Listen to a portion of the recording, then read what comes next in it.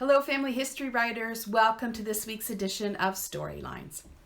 Now, whenever I write a family history story, I love to look for diaries and letters to help me gain insight into the life of my ancestor. Now, I know what you're thinking. Your ancestor didn't leave you a diary or any letters to use. Well, mine didn't either. I'm talking about using the diaries and letters written by others. These diaries and letters can be just as valuable. They provide detailed insight into specific experiences of individuals. They also provide insight into their attitudes and perceptions. So letters and diaries are a great, reliable resource that were written for the purposes of writing to family and friends and putting one's inner thoughts down on paper. And therefore, they're pretty solid resources, and they're less likely to be exaggerated as they weren't written for commercial gain.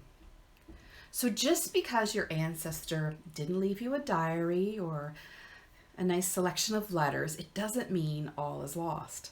You can seek out diaries and letters of others who lived during the time of your ancestor and ideally lived in the same geographical area.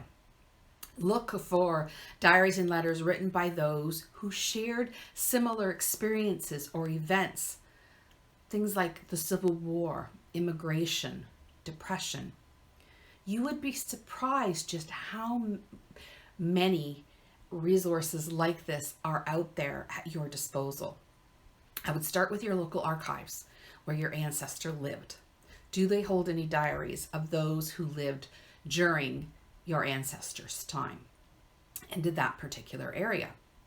Now, if your ancestor immigrated, the ports of immigration often have museums that house diaries and accounts by the passengers. So for instance, Ellis Island website offers a look into written accounts of those immigrating through that particular port.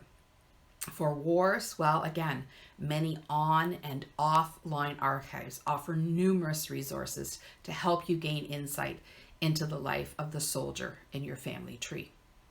My local archives have collected all the letters that were written home during the wars and that were published in the paper.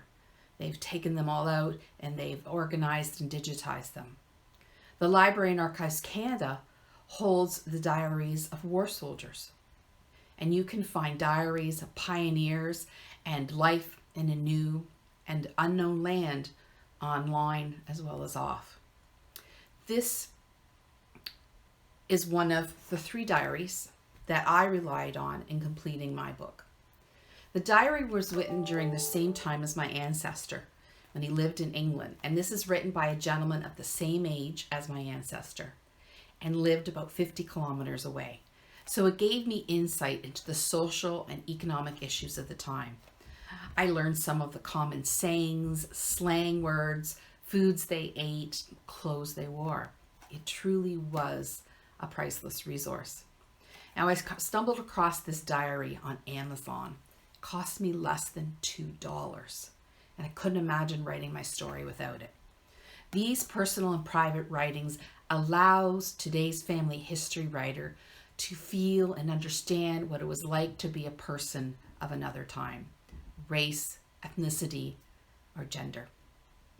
I recommend the Internet Archive as a wonderful place to get started to look for letters and diaries.